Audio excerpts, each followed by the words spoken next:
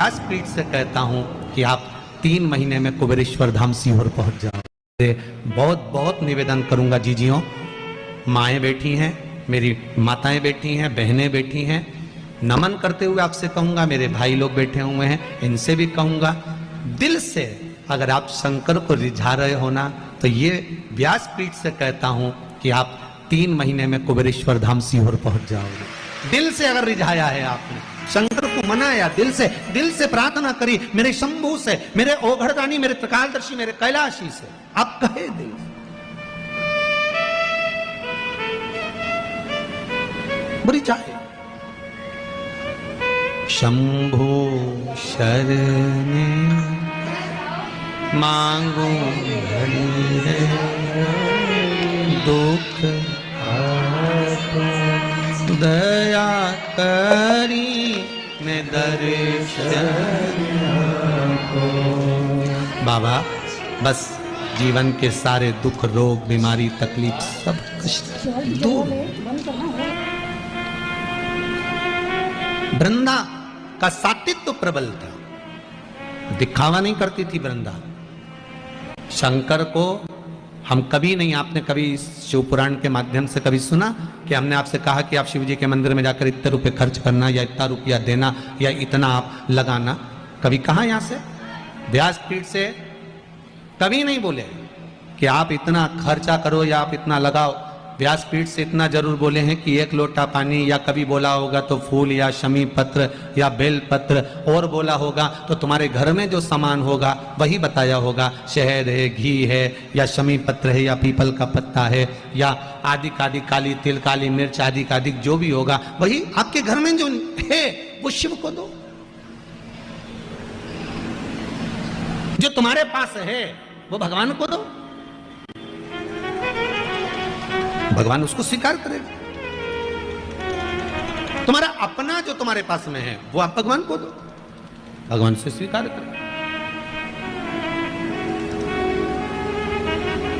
अब शिव को प्रदान करो तो दिल से दो, जो भी दे रहे हो ना दिल से प्रदान करो।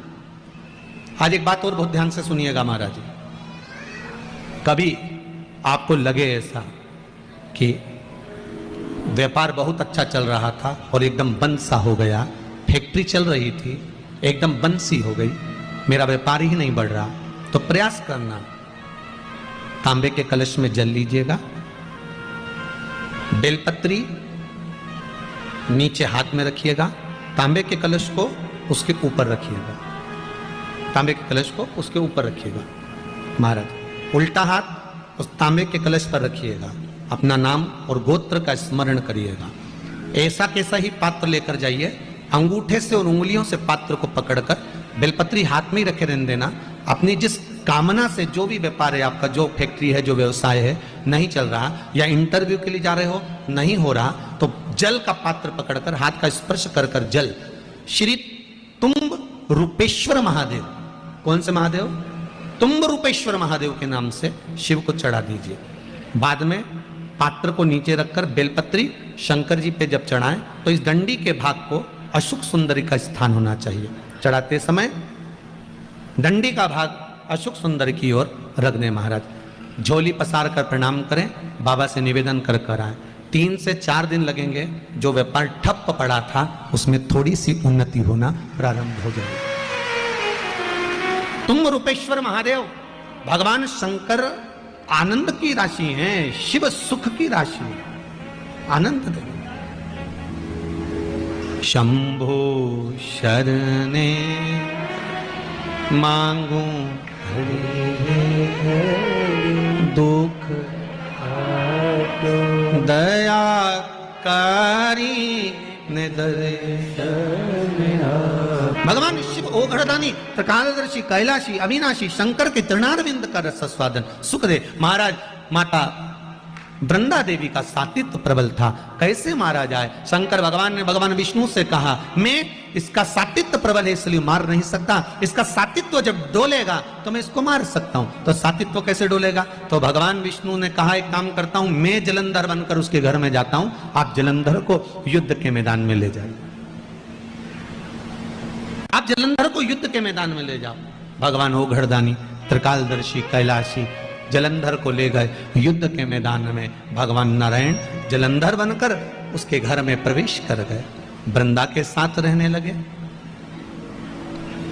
इतनी विचित्र कथा है, बहुत ध्यान दीजिएगा। मेरे शंकर भगवान ने भगवान नारायण से यह नहीं कहा कि आप जलंधर बनकर जाओ।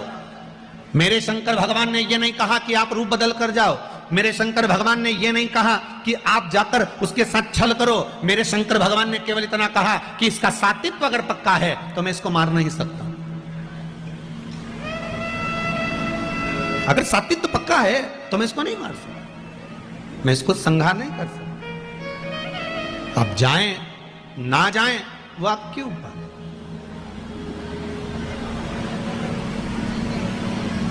कहना शिव का काम है, करना आपका काम। आप अगर शंकर की भक्ति को धारण कर रहे हैं, शिव तत्व को धारण कर रहे हैं। एक माता जी ने लिखा है, गुरुजी आपने अभी और बहुत सारे पत्र तो यहां पड़े हुए हैं, ये पढ़े नहीं है परंतु उम्मीद है बाबा का। एक पत्र में लिखा है कि आपने जो सावन के महीने में शिवरात्रि का पूजन कराया था, उस समय पर मेरे हाथ में उस पूजन के 15 दिन पहले पैरालिसिस आ गया था। एक भाग पूरा काम करना बंद कर दिया था। फिर भी मेरे बेटे और बहू ने वो सावन के महीने की शिवरात्रि पर रात को जो अभिषेक करा, काली मिर्च उसमें समर्पित करी, उसी में से एक काली मिर्च उठाकर मैंने वो काली मिर्च खाई और बाबा की कृपा से 15 दिन के अंदर मेरा हाथ काम करना चालू कर दिया। ये विश्वास आपका था, ये भरोसा आपका था।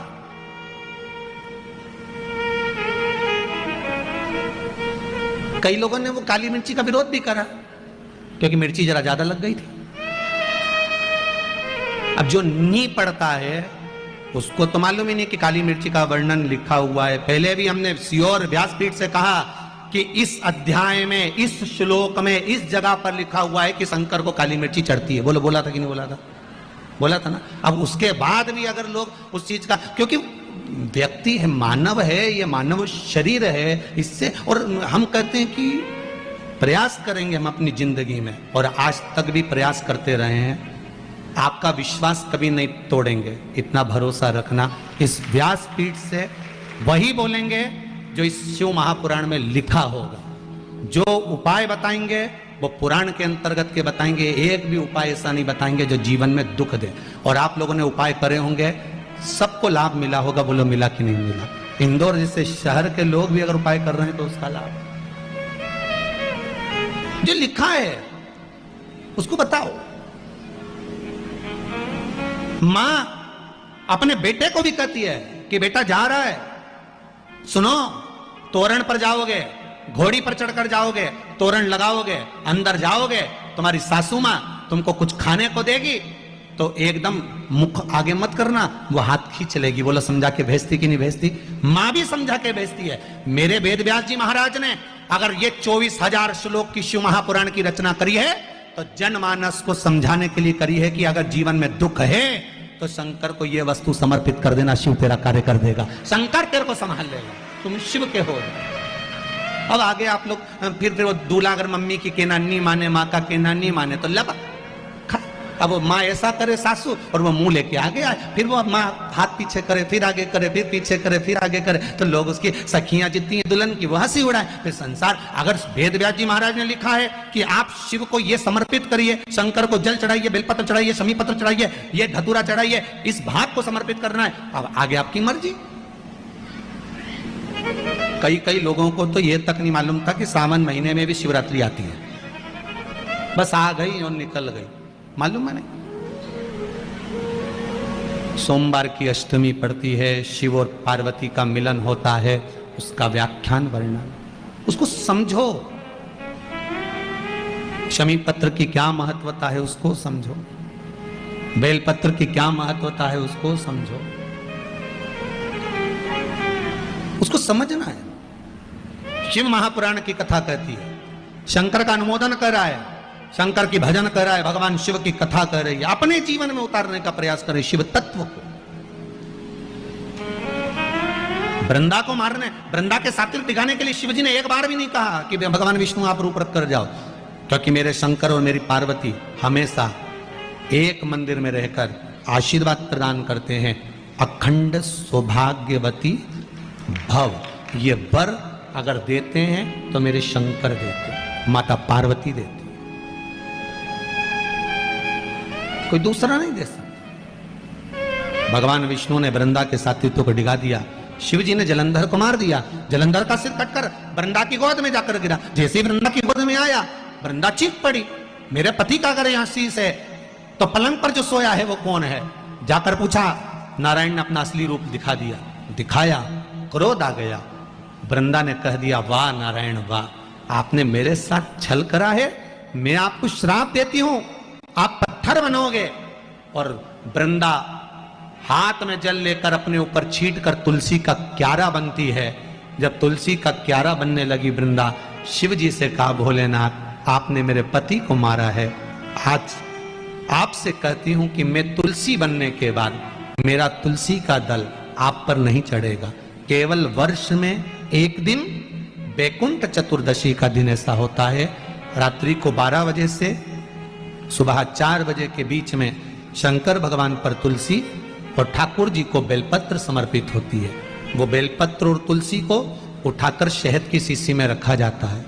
शहद की शीशी में उसको रखकर जो बच्चा पढ़ने में कमजोर हो, बुद्धि में कमजोर हो, जिसकी चंचल वृत्ति हो या मन पढ़ाई में स्थिर नहीं हो रहा हो, उसको 1 महीने तक वो शहद चटाया जाता है। 1 महीने से ज्यादा नहीं चटाना है। कई लोगों का जो दिमाग काम नहीं करता, बुद्धि विवेक काम नहीं करता, उसके लिए भी पहले वर्णन करा कि गाय जब अपने बछड़े को दूध पिलाए और बछड़े के मुख पर जो फेन आए, उस फेन को अमावस्या के दिन दोपहर में 12 बजे चम्मच में लेकर, जो बच्चा चिड़चिड़ करता हो या पढ़ाई में मन नहीं लगता हो या दिमाग थोड़ा सा कमजोर हो, डॉक्टर के इसका विवेक काम नहीं कर रहा, बुद्धि काम नहीं कर रही है, उस बच्चे को 2 या 3 अमावस्या गाय जब बछड़े को दूध पिलाए, बछड़े के मुंह पर जो फेन आता है वो फेन उस बच्चे को पिला दिया जाए तो बच्चा विद्वान होता है, उसका विवेक काम करना प्रबल हो जाता है। जिसके शरीर पर सफेद दाग पड़ गए हो, चर्म रोग हो गया हो, चमड़ी सफेद पड़ गई हो, पूर्णिमा के दिन गाय जब अपने बछड़े को दूध पिलाए, उस बछड़े का मुख में जो फेन आए उसको निकाल लीजिए। पूर्णिमा की रात्रि को 12 बजे शरीर में जहां जहां पर सफेद दाग पड़ गए हो, चमड़ी सफेद हो गई हो, उस जगह पर लगा लीजिए। चंद्रमा की रोशनी में कम से कम आधा घंटा बैठ जाइए और बैठने के बाद में उसके बाद में फिर स्नान कर लीजिए। 2 या 3 पूर्णिमा उस फेन का प्रयोग कर देखिए, चमड़ी अपने असली रंग में आना प्रारंभ हो जाती है महाराज।